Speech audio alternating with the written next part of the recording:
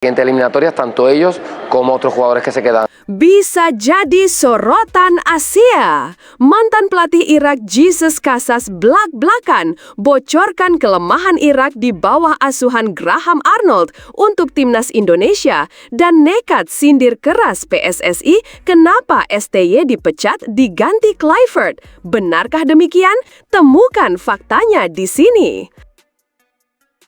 Alhamdulillah doa publik terkabul. Justin Hubner dan Dian James gemparkan Eropa tadi malam. Harumkan nama Indonesia di dunia kah?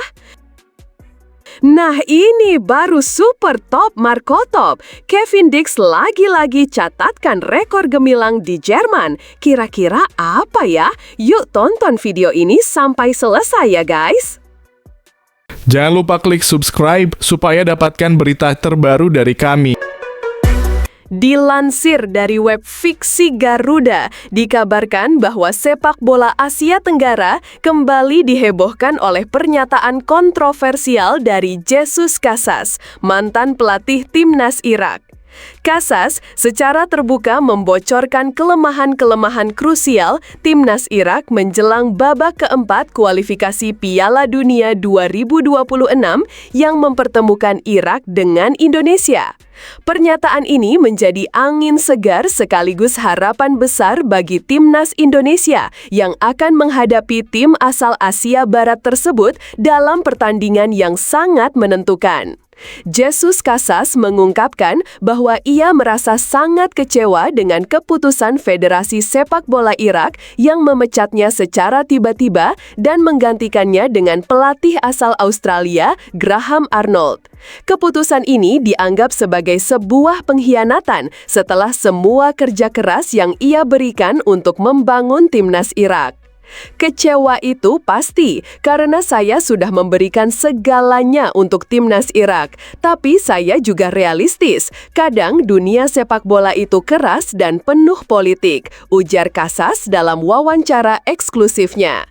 Kekecewaan inilah yang memotivasi Casas untuk membantu timnas Indonesia agar mampu mengalahkan Irak di babak final kualifikasi Piala Dunia.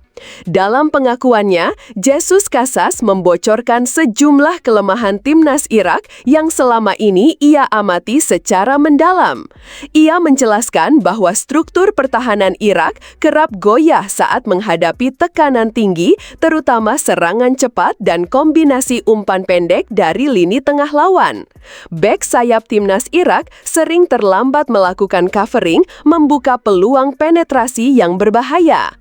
Selain itu, gelandang tengah Irak dinilai belum konsisten dalam mendikte jalannya permainan.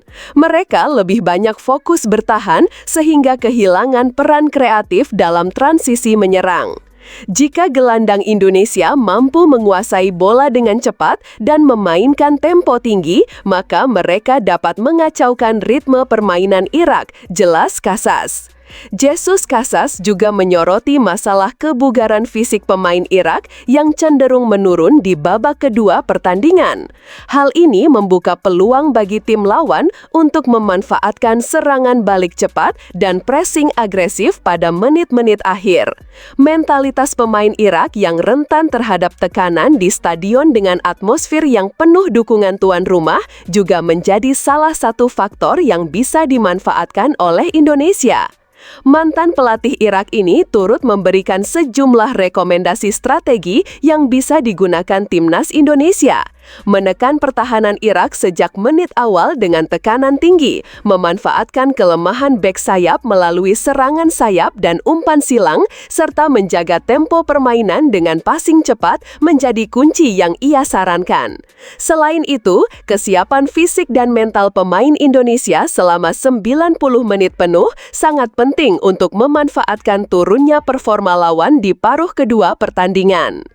Namun, di luar itu, Jesus Casas juga melontarkan kritik keras kepada Ketua Umum PSSI Erick Thohir terkait keputusan kontroversial memecat pelatih Shin Tae-yong dan menggantikannya dengan Patrick Kluivert.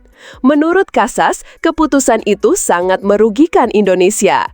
Kalau Shin Tae-yong masih menjadi pelatih, saya yakin Indonesia sudah pasti mengalahkan Arab Saudi dan Irak dengan mudah. Shin Tae-yong tahu cara memaksimalkan potensi pemain dan mengatur strategi secara disiplin. Mengganti dia dengan Kluivert hanya akan melemahkan tim, ujarnya dengan nada tegas.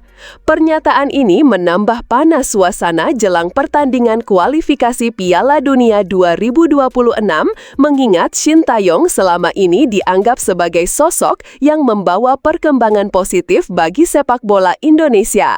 Erick Thohir sendiri belum memberikan komentar langsung terkait sindiran dari mantan pelatih Irak tersebut.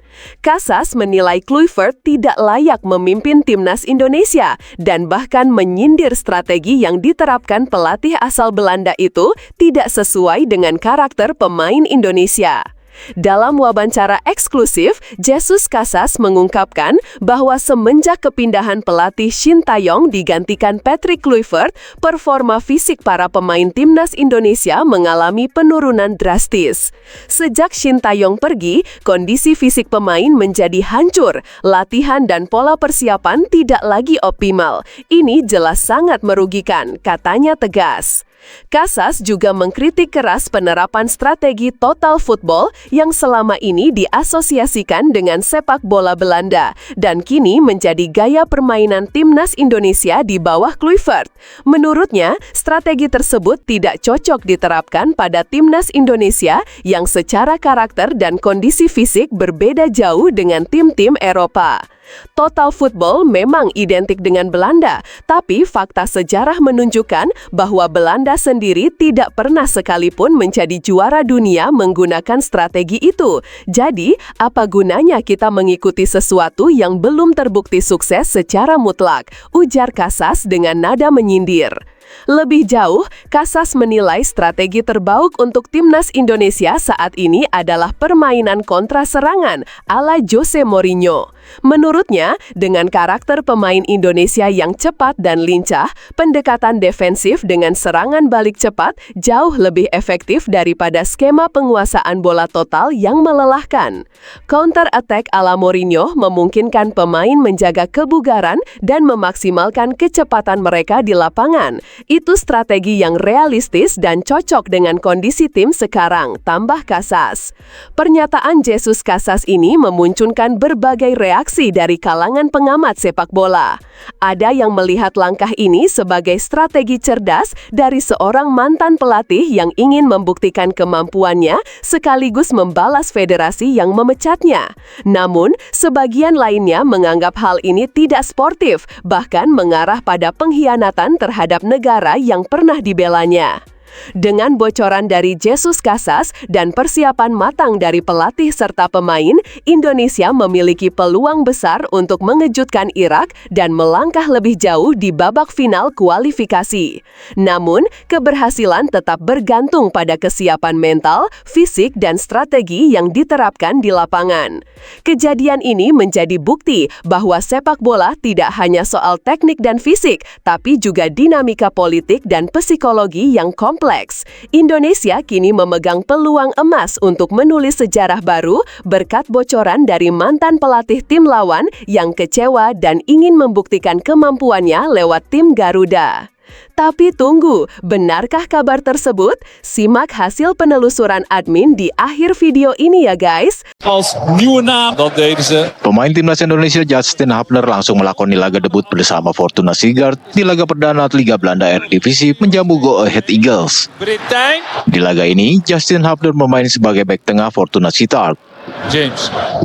Sementara pemain timnas Indonesia lainnya, Dean James, bermain sebagai bek kiri untuk Go Ahead Eagles.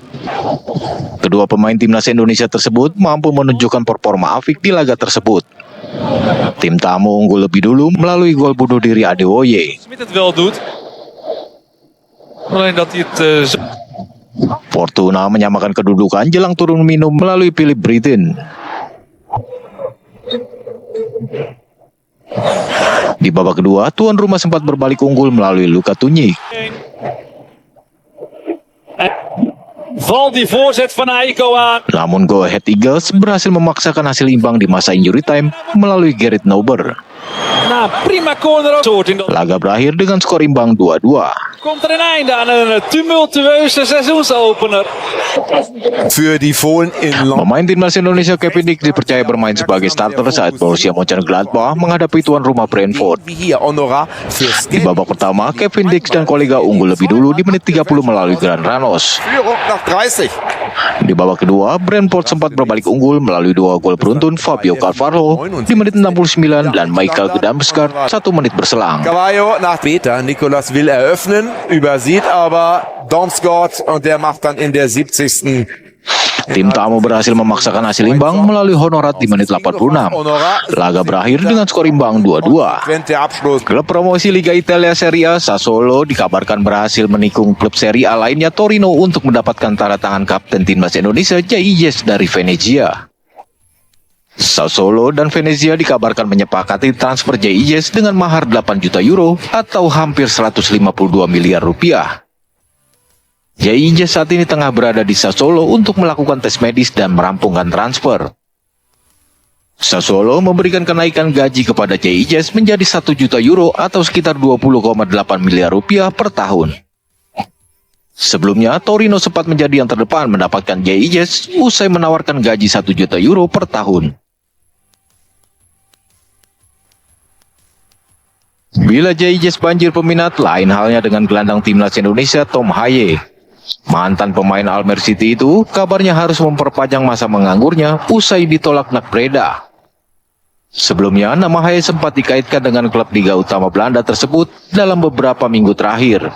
Namun media setempat melaporkan bila Nak Breda lebih menginginkan gelandang klub Belgia klub Brugge, Madrid. Dengan ditolak Naks, maka Tom Haye kini masih menjadi satu-satunya pemain naturalisasi yang belum mendapatkan klub. Indonesia. Usai menahan imbang India di laga pertama, Indonesia menantang Myanmar dalam lanjutan kualifikasi Piala Asia U20 Putri. Myanmar terlihat lebih dulu mengambil alih jalannya pertandingan. In Long Ain membuka keunggulan tuan rumah, skor 1-0. Maksimal, padahal tadi sebenarnya sudah berada dalam posisi yang pas untuk menepis bola. Kita lihat. Di awal babak kedua, Myanmar semakin jauh dari kejaran setelah mencetak gol keduanya. Tadi pemirsa ya, kita lihat pemain nomor 7 second ball sekali lagi ya, bola kedua atau second ball yang memang sering menjadi agak nanggung. Tapi Garuda Pertiwi tidak mudah menyerah. Di menit 69, Ajeng Handayani sukses merobek gawang Myanmar. Skor 1-2. Indonesia bernomor punggung 9, Ajeng Sri Handayani Nabila. Momentum berhasil dijaga oleh para putri Indonesia. Kirimkan umpan, terlalu jauh. Tak lama berselang, Jesslyn Aska berhasil membawa Indonesia menyusul. Skor 2-2. Tadi bisa mengakibatkan sebuah. Skor ini bertahan hingga laga usai. Garuda Pertiwi masih menjaga peluang untuk lolos ke Piala Asia. Lagi-lagi sebuah keberanian ya dari pemain Indonesia Yang dilakukan. Penasehat klub sepak bola Liga Super Indonesia Semen Padang FC yang juga Wakil Ketua Komisi 6 DPR RI Andre Rosiade hadir langsung ke Bareskrim Polri pada Jumat siang untuk mencabut laporan terkait tuduhan dirinya sebagai mafia bola. Andre Rosiade mengungkapkan bahwa pelayanan laporan ini telah dilakukan pada beberapa waktu lalu, usai akhir musim kompetisi Liga 1. Namun hari ini, politikus Partai Gerindra tersebut mencabut laporan dugaan pencemaran nama baik terhadap 2 akun media sosial yang menyebut dirinya sebagai mafia sepak bola. Menurutnya proses hukum berjalan sekitar 2 hingga 3 bulan. Pelaku akhirnya mengakui kesalahan dan meminta maaf secara terbuka. Proses mediasi disebut berjalan lancar. Kedua belah pihak sepakat untuk saling memaafkan dan terlapor berjanji tidak akan mengulangi perbuatannya. Beberapa bulan yang lalu, saya melaporkan beberapa akun ya yang menuduh saya sebagai mafia sepak bola. Ya, untuk itu sebagai warga negara yang baik, ya saya ingin ini diklarifikasi fitnahnya dan hoaxnya yang disebarkan akun-akun itu. Untuk itu saya melapor ke Bareskrim. Alhamdulillah prosesnya sudah berjalan dan pelaku meminta maaf kepada kami. Ya tentu saya hari ini ingin di atas, ingin berdamai dan mencabut laporan. Yang akun-akun itu sudah pagi ini sudah memposting permintaan maafnya. Tudingan mafia bola yang diterimanya berawal saat menonton laga Semen Padang melawan Persebaya dalam lanjutan Liga 1 musim lalu. Andre menegaskan tujuannya membuat laporan bukan untuk memperpanjang masalah, melainkan memberi pembelajaran agar tidak menyebarkan hoaks, dan laporan itu juga bisa menjadi pembelajaran masyarakat untuk tidak mudah melayangkan fitnah. Persib Bandung akan menjalani pertandingan pertamanya pada Super League 2025-2026 dengan menghadapi Semen Padang. Pelatih Persib, Bojan Hodak, membenarkan Persib memiliki banyak pemain baru. Namun kini, ia memastikan kondisinya sudah jauh lebih baik, terutama usai melawan tim Australia, Western City Wanderers FC dalam laga persahabatan. Bojan memastikan Persib tak boleh kehilangan momentum dan harus meningkatkan kewaspadaan, karena Semen Padang sangat berpotensi untuk memberikan kejutan. Seluruh pemain dalam kondisi baik termasuk Sadil Ramdhani yang sudah dinyatakan pulih untuk bermain. Bojan sedang memantau kondisi terakhir untuk memainkan mantan pemain Sabah FC itu. Sementara itu, Semen Padang datang dengan kepercayaan diri yang tinggi. Pelatih Eduardo Almeida optimis dengan skuad yang dimiliki saat ini untuk bisa mencuri poin di kandang sang juara bertahan. Pertandingan pekan ini akan menjadi pertemuan ke-15 bagi kedua tim sepanjang pertemuannya. Persib hanya unggul tipis dengan meraih 4 kemenangan, sementara Semen Padang berhasil menang 3 kali dan 7 laga lainnya berakhir dengan imbang. Untuk itu, pertandingan nanti diprediksi akan berlangsung ketat. Siapakah yang akan berhasil mengamankan 3 poin di laga perdana? Super League musim 2025-2026 resmi bergulir. Pertandingan perdana berlangsung di Stadion Gelora Bung Tomo, Surabaya, antara Persebaya Surabaya melawan tim promosi juara Liga 2 musim lalu, PSIM Yogyakarta pada Jumat malam. Persebaya dan PSIM tampil terbuka sejak awal pertandingan. Bajul Ijo cenderung lebih mendominasi melalui serangan yang dimotori oleh sang playmaker Bruno Moreira. Namun serangan demi serangan kubu tuan rumah belum cukup efektif. Di sisi lain, PSIM mampu menunjukkan pertahanan yang solid di lini belakang. Pertandingan belum membuahkan hasil dengan skor kacamata berakhir pada babak pertama. Drama terjadi di ujung masa pertambahan waktu babak kedua. Umpan lambung Dede Safari sukses dimanfaatkan Ezequiel Vidal. Lolos dari jebakan offside, tandukan Vidal membobol gawang Hernando. Skor 1-0 bertahan hingga laga tuntas. Pelatih PSIM Yogyakarta mengaku senang dengan hasil pertandingan perdana mereka di Super League musim ini. To win our first game, I think this will be the standard for us. So I hope to see my team have a week like this. It's a different what I have seen comparing to the preseason. But we already knew that the preseason is just to get fitter and to improve our way of playing.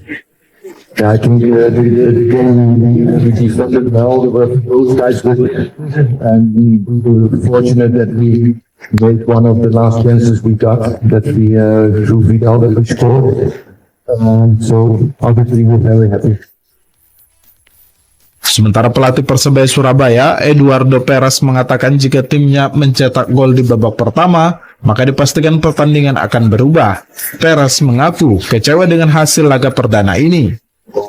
For minimum two goals, still have, I think, a control of the game in the first half. The second half is a little more, we want to run too much, and we have less control of the game, but in general, and for resume, I think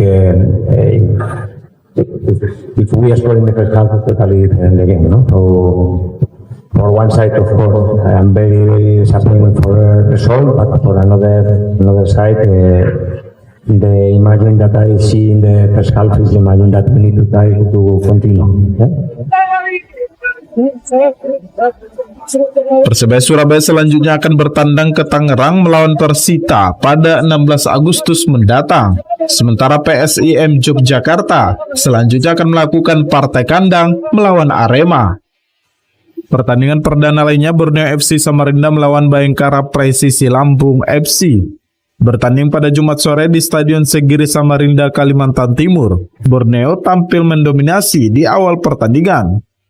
Peluang tercipta di menit ke-23, namun crossing dari sisi kiri lapangan belum bisa dimanfaatkan Michael De Souza.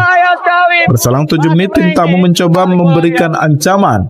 Tendangan keras dari luar kotak penalti masih bisa dihalau kiper Borneo FC, Nadeo Argawinata. Skor kacamata berakhir hingga turun minum.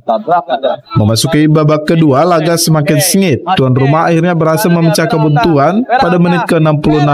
Mario Peralta sukses menjebol gawang Bayangkara. Tendangan keras kaki kiri Peralta dari luar kotak penalti tak bisa dihalau kiper Bayangkara. 1-0, tuan rumah unggul. Sangat baik kaki kiri dari Peralta. Pojok kanan gawang dari awal. Pada menit ke-71, tim tamu mencoba samakan kedudukan, tapi tendangan melambung Putu Gede berhasil ditepis Nadeo. Kiper berlabel Timnas Indonesia, Nadeo Argawinata tampil solid di ujung laga. Serangan Bayangkara lewat skema sepak pojok di ujung laga sukses dihalau Nadeo di menit ke-86. Tak ada lagi gol yang tercipta hingga peluit panjang berbunyi. Gol sematawayang Mario Peralta membawa tuan rumah Borneo FC meraih 3 poin pertama di Super League musim ini. PSM Makassar menjamu tim promosi dari Liga 2 Persijap Jepara pada laga perdana Super League musim ini di Stadion Gelora B.J. Habibie pada Jumat malam. Tuan rumah sukses mencetak gol pembuka di menit awal. Umpan silang dari sisi kiri lapangan berhasil dimanfaatkan pemain muda Victor Luis Detan. Skor 1-0 bertahan hingga turun minum. Di babak kedua, Laskar Kalinyamat meningkatkan intensitas serangan, namun tim tamu berhasil menemukan permainan terbaiknya.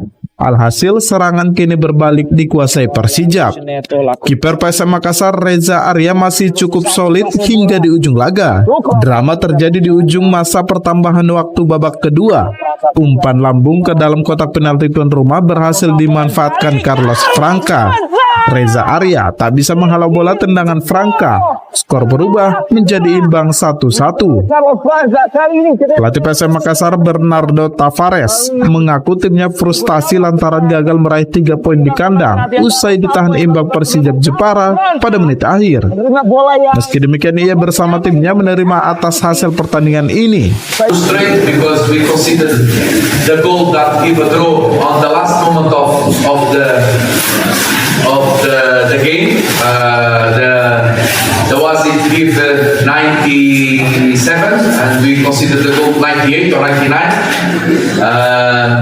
This football. I've been frustrated because we have many chances on offensive transition that we can score the second goal and we not score.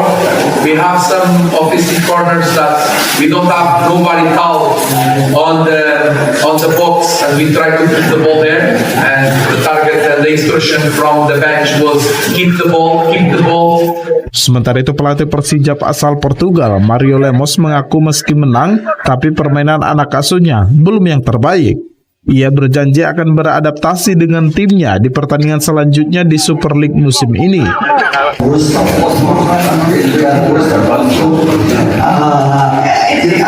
In a good way, I think it's good for us because it's a reality check. We're not in Liga 2, we're in Liga 1. PSM came out flying and we start slow.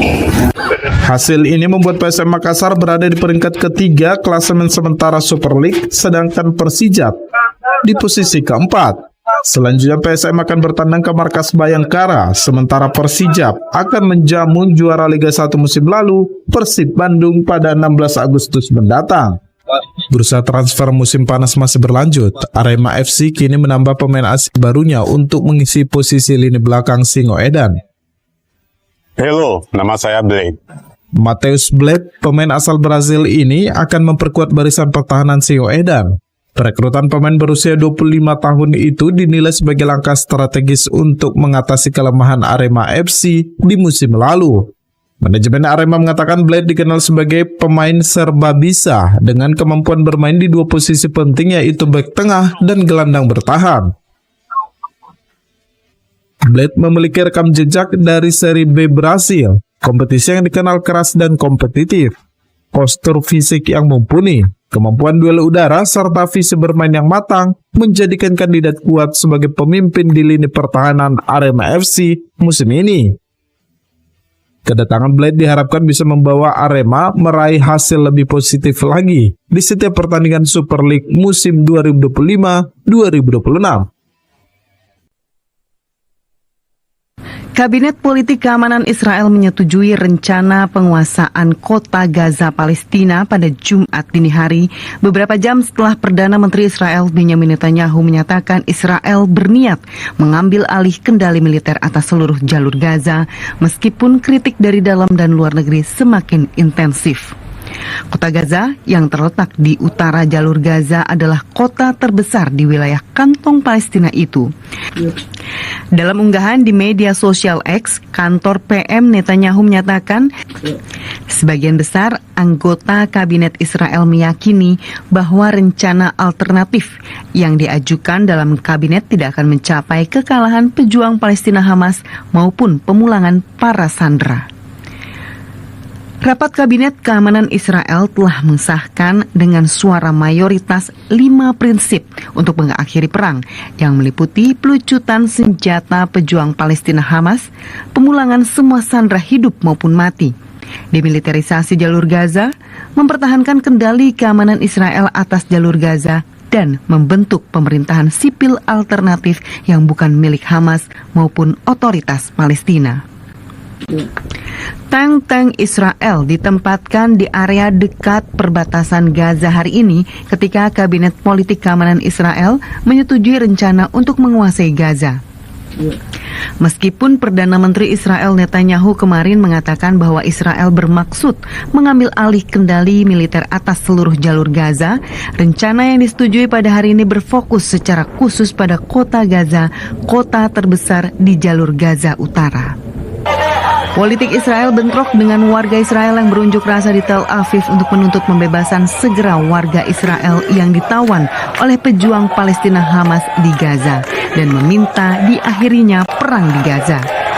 Rekaman gambar menunjukkan polisi menggunakan meriam air untuk membubarkan massa, sementara pengunjuk rasa menyalakan suar dan membentangkan spanduk bergambar orang-orang yang masih ditawan. Protes ini merupakan bagian dari tekanan publik Israel terhadap pemerintah Netanyahu untuk mengamankan pemulangan para tawanan dan mencari penyelesaian konflik. Warga Palestina di Gaza menyebut rencana Israel untuk menguasai seluruh Gaza sebagai keputusan mengejutkan dan tidak manusiawi. Mereka mengatakan sebagian besar wilayah sudah hancur dan hampir tidak ada kehidupan. Pengungsi yang tinggal di tenda selama 5 bulan, Raid Abu Muhammad mengatakan warga masih bertahan hidup meski menderita. Ia menegaskan korban paling besar dari operasi militer Israel adalah warga sipil, termasuk anak-anak dan perempuan. Warga berharap keputusan Israel menguasai Gaza batal dan gencatan senjata segera terjadi. Perdana Menteri Inggris Keir Starmer menyebut keputusan pemerintah Israel menguasai kota Gaza sebagai langkah yang salah dan harus segera dibatalkan. Dalam pernyataan resminya, Starmer mengatakan tindakan Israel tidak akan menyelesaikan konflik atau membantu pembebasan sandera. Sebaliknya, hal itu hanya akan menambah jatuhnya korban jiwa. PM Inggris menekankan krisis kemanusiaan di Gaza memburuk setiap hari. Ia mendesak agar segera dilakukan gencatan senjata, peningkatan bantuan kemanusiaan, serta pembebasan seluruh sandera. PM Inggris Starmer menyebut kelompok pejuang Palestina Hamas tidak memiliki tempat dalam masa depan Gaza dan harus dilucuti senjatanya. Sementara itu, Organisasi Kesehatan Dunia WHO menyampaikan keprihatinan mendalam atas situasi gizi di jalur Gaza. Dalam laporan terbarunya, WHO mencatat hampir 12.000 anak Palestina di bawah usia 5 tahun mengalami gizi buruk akut sepanjang bulan Juli, angka tertinggi yang pernah dicatat dalam 1 bulan.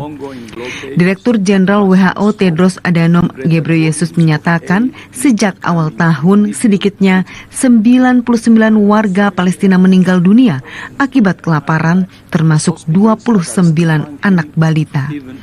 Ia memperingatkan angka ini kemungkinan masih lebih rendah dari kondisi sebenarnya. WHO mendesak agar blokade terhadap Gaza dihentikan dan bantuan kemanusiaan ditingkatkan secara signifikan, termasuk makanan dan obat-obatan. Presiden Rusia Vladimir Putin menyambut Presiden Uni Emirat Arab Sheikh Mohammed bin Zayed Al Nahyan di Kremlin Moskow, Kamis waktu setempat. Kedua pemimpin membahas hubungan bilateral termasuk kerjasama ekonomi dan investasi. Presiden Putin menyampaikan bahwa Rusia menganggap Uni Emirat Arab sebagai negara sahabat. Sedangkan Presiden Al Nahyan menyampaikan apresiasinya atas sambutan Rusia dan menyatakan kesiapan Uni Emirat Arab untuk terus memperkuat hubungan strategis dengan Moskow. Putin menegaskan meskipun nilai investasi Rusia di Uni Emirat Arab saat ini masih lebih besar dibandingkan investasi dari Uni Emirat Arab ke Rusia, ia menyambut baik kerjasama yang terus berkembang antara lembaga investasi kedua negara. Selain ekonomi, Putin menyoroti kerjasama Rusia dan Uni Emirat Arab di berbagai forum internasional, termasuk di Perserikatan Bangsa-Bangsa dan BRICS. Sementara itu, Presiden Amerika Serikat Donald Trump mengatakan pertemuannya dengan Presiden Rusia Vladimir Putin tidak harus didahului pertemuan antara Putin dan Presiden Ukraina Volodymyr Zelensky. Trump menegaskan keputusan gencatan senjata ada di tangan Putin dan menyatakan kecewa karena belum ada kemajuan berarti. Meski Putin kabarnya menolak bertemu Zelensky, Trump memastikan pertemuannya dengan Putin tetap akan berlangsung dalam beberapa hari ke depan sebagai upaya mencari solusi konflik Ukraina. Sebelumnya, utusan Trump, Steve Witkoff, bertemu Putin selama 3 jam di Moskow. Hingga saat ini lokasi pertemuan belum diumumkan secara resmi. Rusia menyebut Uni Emirat Arab sebagai opsi, tetapi Amerika Serikat masih menekankan kondisi tertentu dan belum mengonfirmasi detail apapun. Presiden Amerika Serikat Donald Trump mengancam akan menjatuhkan sanksi baru kepada Rusia dan memberlakukan tarif 100% bagi negara-negara yang membeli minyak Rusia. Ultimatum itu akan berakhir pada hari ini. Sementara itu, Presiden Rusia Vladimir Putin tetap bersikukuh melanjutkan perang di Ukraina. Putin meyakini Rusia sedang unggul dan meragukan dampak sanksi tambahan dari Amerika Serikat setelah 3,5 tahun menghadapi tekanan ekonomi. Pesawat kecil yang mengangkut tenaga medis jatuh di kawasan padat penduduk di ibu kota Kenya, Nairobi, dan menewaskan 6 orang pada Kamis sore waktu setempat. Pesawat Cessna yang dioperasikan Amref Flying Doctors itu jatuh saat terbang menuju Hargeisa, ibu kota negara pecahan Somalia, Somaliland. Otoritas penerbangan sipil Kenya menyatakan pesawat itu kehilangan kontak dengan pengatur lalu lintas udara 3 menit setelah lepas landas. 2 orang tewas setelah helikopter yang mereka tumpangi menabrak tongkang di sungai Mississippi, Amerika Serikat pada Kamis waktu setempat. Insiden tersebut memaksa penutupan jalur air di dekat Alton, Illinois, Amerika Serikat. Dewan Keselamatan Transportasi Nasional Amerika Serikat (NTSB) menyatakan helikopter MD-369 itu menabrak kabel listrik sebelum jatuh. Sementara itu, perusahaan listrik American Corp (AEEN) menyatakan seorang kontraktor dan subkontraktor tengah mengganti lampu sutet saat insiden terjadi. Tabrakan dramatis antara kereta dan mobil van terjadi di perlintasan kereta api di Desa Wola, Filipowska, Malopolska, Polandia. Rekaman gambar dari kepolisian Malopolska menunjukkan mobil van putih melewati perlintasan ketika palang kereta api mulai menutup. Van tersebut mundur lalu maju ke rel tepat saat kereta api mendekat. Kereta api itu lalu menabrak mobil dan menyeretnya sepanjang rel. Kepolisian Malopolska mengonfirmasi pengemudi mobil van selamat tanpa cedera.